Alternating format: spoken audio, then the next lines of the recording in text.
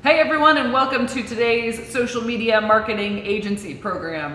You probably, if you are tuned into social media, recognize the gentleman across from me. He is the founder of Addicted to Success, which started as a very popular blog, then evolved onto Twitter. You got 651,000, I think, the last time I checked on Twitter. Yeah. a very successful Twitter account, a successful Instagram account. He's done ebooks, so you are killing the social media game. Thank you for coming and meeting us. Thank you, Mana. Yeah. Can you kind of, just to introduce yourself to the audience, talk a little bit about your journey? Because you said you used to work in music. It wasn't like you just set out to be an influencer. It was, you learned it, but it wasn't in your intention, I don't think, when you had started the blog, right? Yeah. You know, I've always had a love for self-development, and I was the type of kid where I don't like reading a lot of instructions. I just go and push all the buttons. Right? And so I did that. You know, I jumped on YouTube and I watched all the videos and pressed all the buttons and, you know, played with code and jumped on WordPress and, you know, played around with social media and just, I have this mind where I like to split test a lot of things. I like to test and test and test and test and test. Kind of like a mad freaking scientist, right? And just experiment. Just like we are here. Yeah, just like you guys are. Yeah. So I think it was a lot of experimentation. It was a lot of like at the same time learning a lot myself. I had this yearning to want to grow, self-develop and personally grow. And it just so happened that, you know, this was my outlet to be able to put it out on a website. I saw people like Pete Cashmore, John Chow, Ariana Huffington, like a lot of these bloggers that were making a lot of money online and that had also sold their companies for 50 million, 60 million, 100 million. Someone sold to AOL and had partnership deals with Fox and so on. And so for me, I was in a place where I was working a 9-to-5 job and I just knew that I wanted more. You know, I had left the music industry, I got into sales, I had the opportunity to meet Jordan Belfort, the Wolf of Wall Street, right? And, you know, I casted my 10-year vision for success and it included my website. And what's funny is I remember in that 10-year vision for success, I remember saying I wanted to build a website that had about 10 million views. Wow. You know, last week, 5.5 years in, we've reached 106 million views worldwide. 10x. You know, so definitely 10x. and that's the power of a vision. So my vision was always to, you know, make an impact. But what's funny, in the beginning, it was to make money. You know, I feel like money is like the elephant in the room. A lot of people don't want to talk about it. They have this thing where they feel like maybe it sounds a bit greedy and oh, I want to make impact. Look, you need to make money. You need to build the infrastructure. You need to, you know, have the revenue coming in. You need to be able to partner with the right people to be able to really make a bigger impact in the world. You know, and once you've developed the skills, you can trade your skills to be able to contribute on, you know, at an even higher level. But for me, the first part of my journey was to really build something where it allowed me to have a residual income stream where I no longer had to work a 9-to-5 job. Right. And what's funny was, we were speaking before and I missed this part out. Just remembering now, I left the music industry, worked for a sales company, got into a workshop with Jordan Belfort. He challenged me. I then casted my vision, started living in it, started Addicted to Success. I left the sales job and started working. This sounds so cliche as an Aussie, like even Australians laugh at this, but I left my sales job, worked up north in the desert, catching snakes and lizards and kangaroos and relocating them off the construction sites so that the machinery could come through and clear the land. And so that was my job as working with the environmental team as a fauna handler. And so I was up north in the desert, it was like 132 degree Fahrenheit days, 12 hours straight, 28 days straight with like 5 days off. I did that for 9 months. Oh my gosh. Yeah. No wonder you wanted to find something else to do. Money was my motivation, right? You know? And it was like 150, 160K. I didn't need a degree or anything. And to be honest, I dropped out of high school in year 11. You know, it was a high school dropout. And so for me, I was chasing the money. And it didn't take long for me to be around all these negative people that would complain on site and were just burnt out. They weren't seeing their family. They weren't connected. Yeah. And I was around that, you know, for that 9 months. And so I remember jumping in my car in the ute and listening to audios, right, like Tony Robbins and Brian Tracy and Stephen Covey and Think and Grow Rich. Yeah. And I remember listening to it, and that just really just sparked something in me to just like, it was like my back was against the wall. It's like the whole thing with Think and Grow Rich, like burn the ships, like that's enough. You know? And I remember doing a 12-hour shift, going back to the bunkhouse where I'd stay that night, sleep at night, and I would then work for another 4 or 5 hours writing articles and sharing videos and just building on social media and interacting with people and asking people to retweet and share and so on. Yeah. And so that was my hustle for like 9 months straight. It's just that every day, getting like 5 hours, 6 hours sleep max. Wow. And really burning out. I really felt stressed. I was living on coffees to stay alive. Yeah. But you know, I made it happen. It got to the point where I made enough money to go in and tell my pain in the ass boss, it's costing me too much to be here.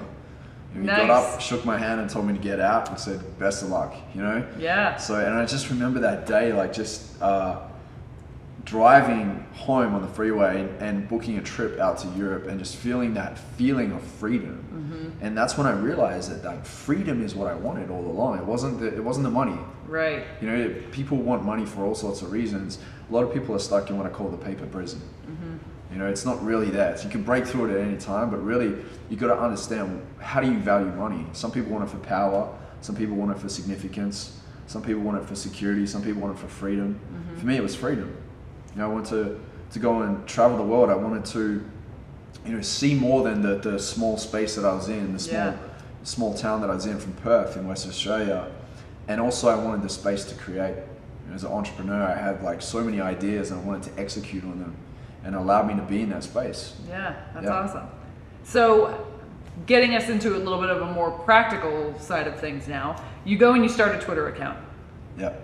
What's the first thing you do? Like when I started mine, I followed a few people that I was interested in, and I've never really tried to actively grow mine. Yep. But what's some hacks to grow your Twitter following?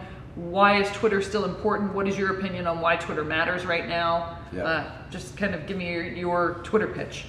Twitter, yeah. This is an interesting conversation because Twitter used to be very important. Yeah. Twitter is a piece of the machine now. That's the way I see it. Is you know, they're great, and I built a lot of the following in the beginning of Twitter, and then I would siphon the following over to Facebook, and then Facebook over to Instagram. So it's just been this thing of like moving people from one to the other, and wherever most of the eyeballs are, you know, that's where you pay attention. Right now, most of the eyeballs are on video. There are a lot of platforms that are failing in that area. I think really Instagram, I mean Snapchat's on the way out. Yeah. If you ask me, it really? is. And it is because I think the thing that's really keeping them afloat is the fact that they have those like cool, funny like filters, the squeaky voices and the funny faces and whatever. But they don't really have anything else besides, you know, the fact that you can shoot video and put up pictures. Instagram, the moment they launched Insta Story, like I had like maybe like 600 people on my Snapchat because I never wanted to send people away. I got sick of that game and I was like, I'm gonna go really solid on a few platforms. Snapchat, I played with it and I was like, I don't want to send people over here because I'm already building over there. And it feels like an end loop. Like it feels like a cul-de-sac, right? It's just like there, it just stops. And the moment Insta Story launched, that day I got 7,000 people checking out my videos, as opposed to the 600. And so for me, I played on both because you can't discount it. There's 600 eyeballs there too, you know, and people that, you know, could really inspire. But really, you know, Insta Story absolutely changed the game. I think that there's going to be a huge shift. A lot of people are starting to put more energy into that. For me, I've seen, you know, I've been in the landscape for at least 6 years now, and just watching, and it's funny just seeing platforms crash and burn. I remember MySpace. Yeah. You know, I used to crush it on MySpace in the music industry and do a lot of collaborations and connections on there. No one really plays in that space anymore. Right, you know? right. Video is so powerful, but here's the thing about video, is you've got to have the confidence, you've got to be consistent, and you also have to be patient, especially with YouTube. You know, a lot of people aren't patient enough to put up a video. They want that instant gratification, and if you're playing that game, you're going to lose real quick. You know, a lot of people give up. They just give up, and it's like, I remember putting up a video, I interviewed Gary Vaynerchuk, talk about growth. It's funny going back and watching, you know, as you evolve, you go back and watch some of your old videos, like almost look at it and go, who the hell is that? Right? I'm looking at Gary Vaynerchuk there, and I'm sitting there and I'm like with my suit on and I'm all like nervous. That was about 3.5 years ago. Great interview, like his content was awesome. But I just know I can deliver way better. I stand in front of cameras and I do one takes now. Right. You know, and this is basically, bottom line, it's this. it's not what you have, it's who you become. You know, and I've really, like, I've heard that for so many years, but now I really am living in it and really get it. And I think the penny really dropped the day when I had somebody reach out to me and said that they had been following my content for years and they loved the pace that I had evolved at, that they believed I deserved to be on a spot in a film because of who I've become. And I was like, wow, that's crazy. I was like, awesome, so I'm in it, and that's with the Dalai Lama, Jack Canfield, Tony Robbins, and Marie Forleo, and a number of other incredible people. And then I started really shifting my mindset and my perspective and looking at, well then, yeah, maybe my value is on who I actually become. And the question is, if somebody went and took your platform away from you, if they went and took your website, or they took away all your social media following, how quick can you build a tribe? You know, if you don't have the value, if the value is just in a bunch of pictures, it's not good enough. You know, the video content that you create needs to be originally you. You know, it's easier to be different than it is to be better. And so we're all different. We're as different and unique as a fingerprint. Right? And so many people are trying to act like somebody else because they're living in what I like to call, they're chasing unicorns. Right? They're trying to live somebody else's definition of success. And the chair that person is sitting in is not for you. Right? You got to sit in your own chair. And we're all here born with a purpose. When you look at you know, Apple, where they create iPhones, they don't create a bunch of black little boxes or white little boxes and sit them on a belt and then put them out in the public and go, well, we don't know what the purpose is. You got to work that out. You know, like, we're all here for something. You know, we all have a gift to offer the world. And I think the more we experiment, the more we really pay attention to what our strengths are, and also to be like really like honest with ourselves and listen to feedback. Not all the feedback, but what actually makes sense in here when we hear it. That's when we really start tapping into our true gifts. So, you know, with social media, I mean, you know, the millions of followers, put that aside. At the end of the day, I want real. You know, I want authentic. I want people I can genuinely connect with. Because there's no point in having 2.2 million social media followers like we do, and 10 of them come to my event. Or 10 of them actually go and implement the things that I'm teaching. To me, that means I've lost. You know, so I want to see the action implemented because people are getting it, because I'm able to convey the right message enough that they feel it, you know, and that it's authentic enough that they feel it.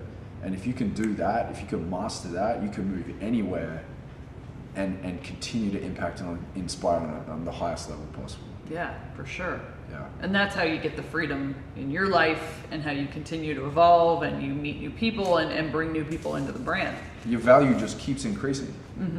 And how do you find your tribe? How do you find your tribe online when I mean, I get random people following me all the time on Instagram because I'm associated with Ty. If I was to create a product, how would I go out and find the people that I connect with?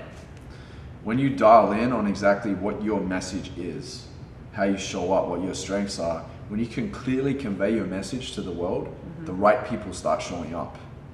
The right clients start showing up. I had somebody else coaching this morning, and they were saying, you know, I'm having trouble with the clients that I have, and they weren't clear at all on what it is that they do. They fired off about 5 different things, and I was like, this is confusing the hell out of people. You know, and I said, what's going to happen is you're going to get clients coming to you, and you're going to sit on an hour call trying to negotiate and talk with them about them coming into your circle or your group, or, you know, joining your academy, and they're going to say no because they don't get what you do, and you've wasted an hour. I said, that's worse than not having any clients at all. Right.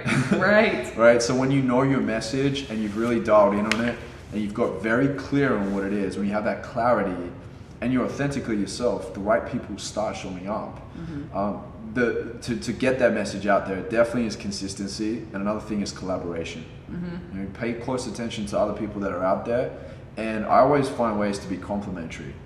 You know, yes, I have a big platform and, you know, a big following, but when I reach out to people, I mention that, but I also mention a way that I can come in and complement their work or their projects or whatever they've got going on. I like to help people promote their books. I like to help people promote their events, and I love to give people feedback or give a little bit of time knowing that there may be a way that we can cross promote with each other or collaborate with each other.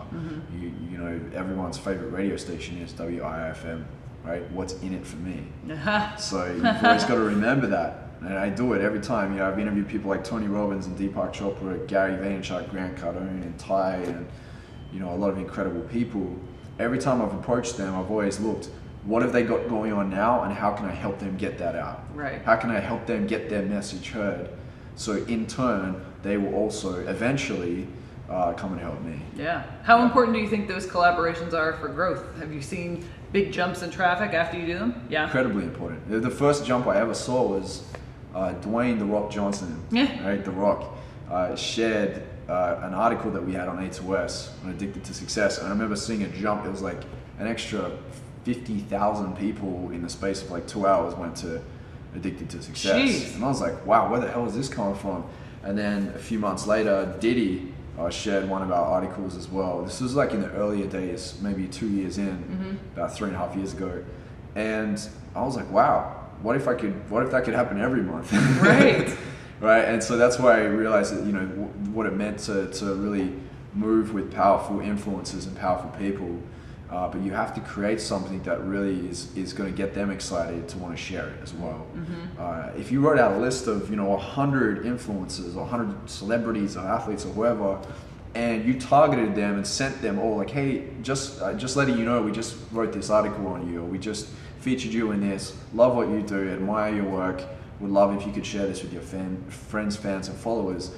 I bet at least 5 to 10 people will share that out of the 100. Right. You know, even if one shares it, that's massive. Yeah, yeah. You know, so it's a numbers game. You've got to reach out to as many people as possible. And I think I used to want to be friends with everybody. You know, personally, I want to be friends with everybody, and I don't want that anymore. Like, I want to inspire and impact millions, but like a real friendship, I want deep relationships. Right. You know, I want a small tribe with deep relationships where we can go really far together.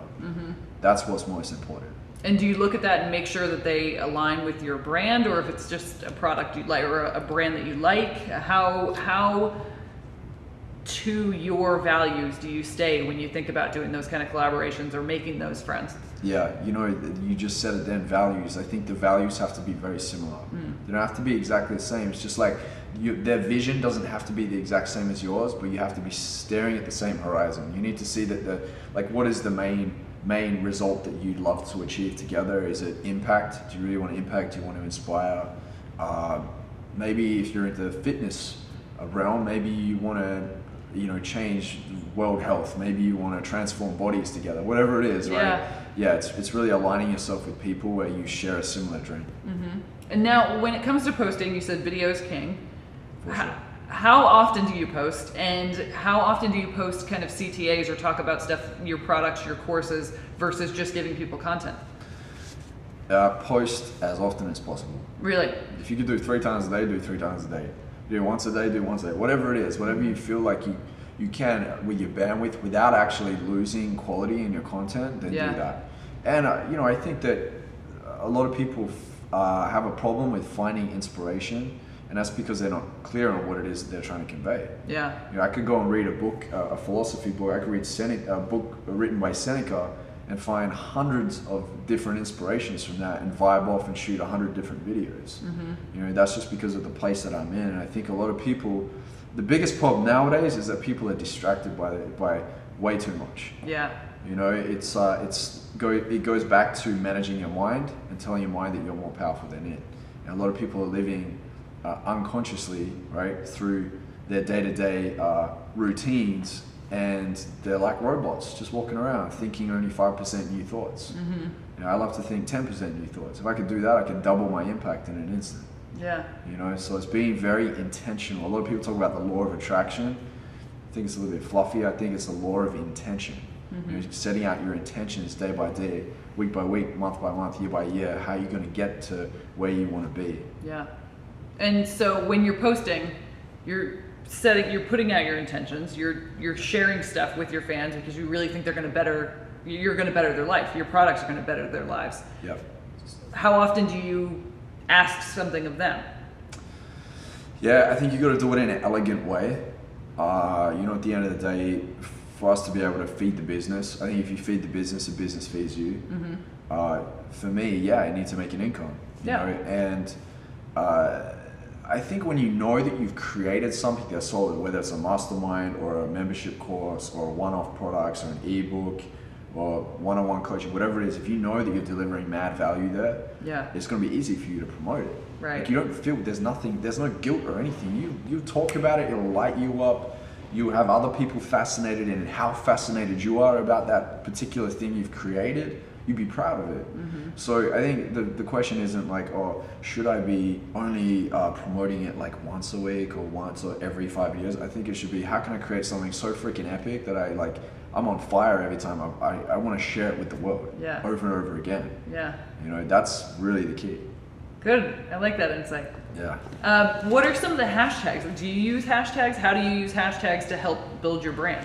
And what's a good organic way to use them? Because I feel like there's so many on Instagram and there's so many random ones that you could just throw a few on there, but what really works? Yeah, this is so timely because I actually, in my mastermind group, the Circle of Influence, I had a lady in that group that was asking me the same question this morning, like, what hashtag should I use? And, you know, I said to her, I said, you know, you're in the realm of, you know, motivation, inspiration. I said, okay, it's like hashtag motivation, hashtag inspiration, hashtag picture quote, like, the general ones. Right. She's like, what about Insta-cool and like for like and follow for follow? And I said, well, what happens there is you're going to attract people, maybe teeny boppers, that essentially don't really like want to be motivated or inspired. They don't really care about it. They care about, you know, Kim Kardashian or something else, right? And so the value of your followers are gonna drop. So you have a ton of followers, but then all your metrics and everything are gonna be stuffed up. Because you're gonna have a certain amount of followers, but then only like a tenth of them are gonna actually buy into what you do. The rest of them are just sitting there liking your pictures and it means nothing. And we talked about this just before. I had somebody else ask me, or they said to me, hey Joe, I wanna get 1,000 likes on my picture quotes, and they're at like 600. And I was like, why? I said, oh, because you know, it means that I've got an engaging audience. I said, no, it doesn't, not really. I said, are they buying your books? Are they joining your programs? Are they going to your events? Are they sharing your content with other people? Or are they just tickling your leg and making you feel good? And he's like, oh, he said, I go, what's the end result?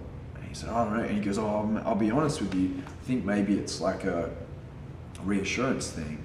And I said, okay, so that's a limiting belief thing. That's like, I'm not good enough. That's a significance thing. You know, and it's a temporary emotion.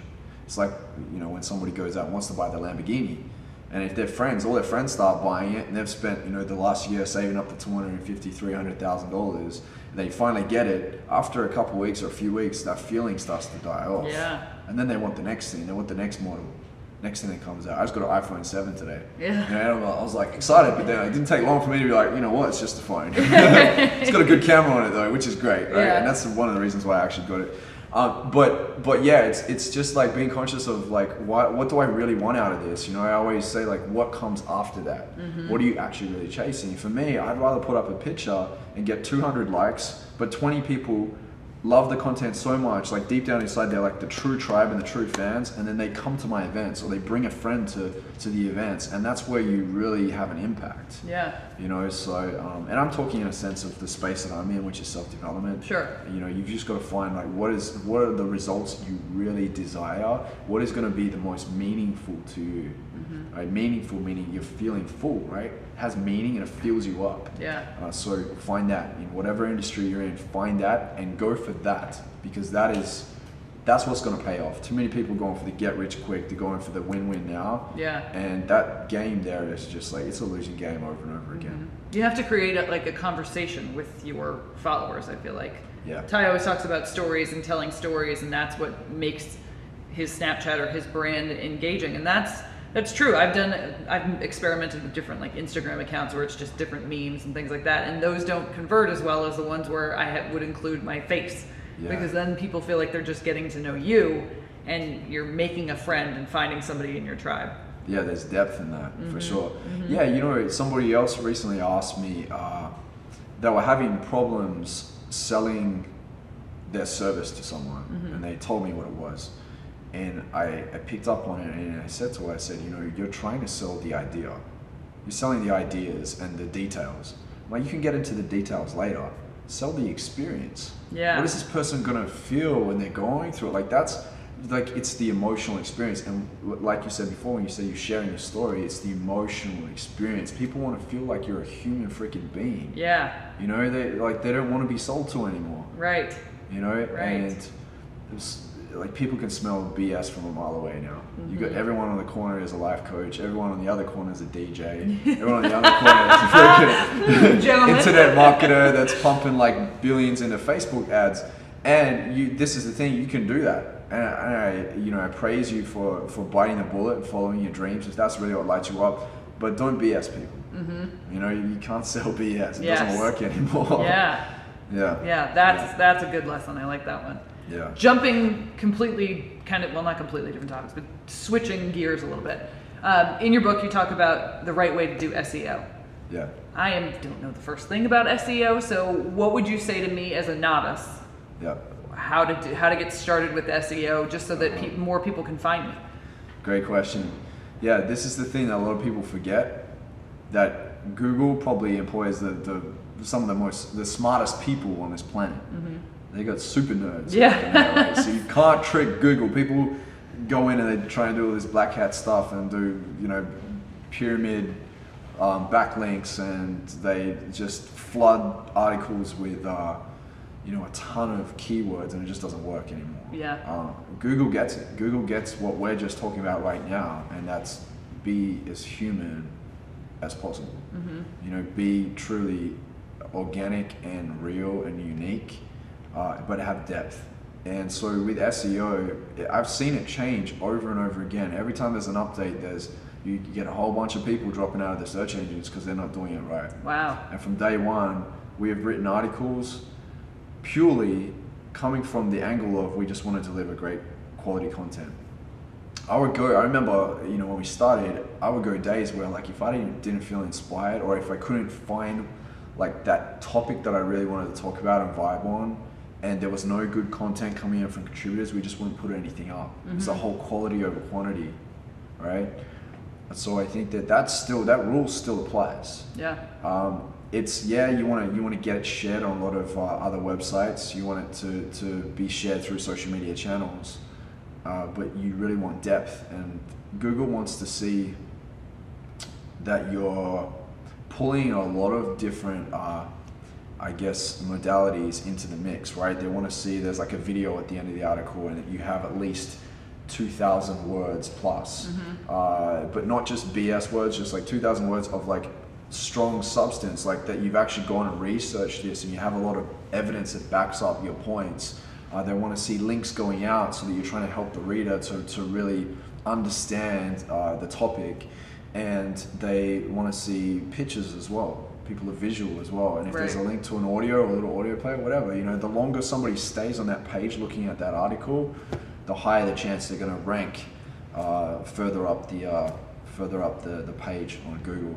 So, we just stuck by the foundational things, and that's just to write great content and be real, be honest, and try and write it in a way where it's very informative but also entertaining, with some visuals and the auditory as well, if you can put that in there. Yeah. Wow. Well, thank you. That was a great overview of kind of everything in your journey in social media, and there's a lot of great nuggets in there. So I really appreciate you joining us, and make sure that you guys are checking out Joel on social media at Addicted to Success. You've been driving traffic to I am Joel Brown too, right? Yeah, IamJoelBrown.com. Yeah, so that's a lot of my own content.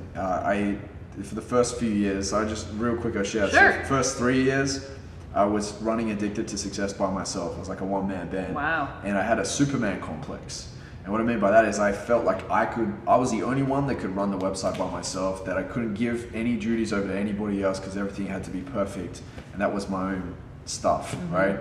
It was a scarcity mindset. I couldn't break the piece of the pie for anybody else. I had to do it all myself. Yeah. I had started traveling around the world, and I realized I didn't have time to be updating that as much. And so I got interns and I got employees, and that's when I opened my mind and I started harnessing the abundance mindset, that there is more, like we can just bake more pies. You don't have to keep slicing the pie, you can make more. And so I've gone through that experience, and you know, I think if you can really if freedom is your thing, if you really are chasing freedom, like find a way to structure your business so it allows you to have more freedom. Mm-hmm. It's really important. I think a lot of people are digging themselves deeper, and they're employing more people because they see people like Gary Vaynerchuk doing it, and the 600 people in the corporation and all that, and they're like, oh, that's what I want, but really they don't want that. You know, so you need to really structure your business in the right way, so that you can, you know, be in a place where you can create more, do more, and move more people's hearts and minds. Yeah, that's the dream right there. To be able to, at least that's my dream. It's not everybody's dream, but I want that freedom too. So yeah, totally get it. Yeah. And don't be afraid to step out from behind your brand. Yeah, I did that 2.5 years ago, and this year I'm in 4 documentary films, you know, magazines, podcasts, all sorts of awesome opportunities have come my way because I've stepped out and owned who I am, and you have even more pull to be able to inspire and impact others, because that's more human than just the name of a brand. Sure. Yeah. For sure. Well, check him out. I am JoelBrown.com and Addicted to Success. It's killing it.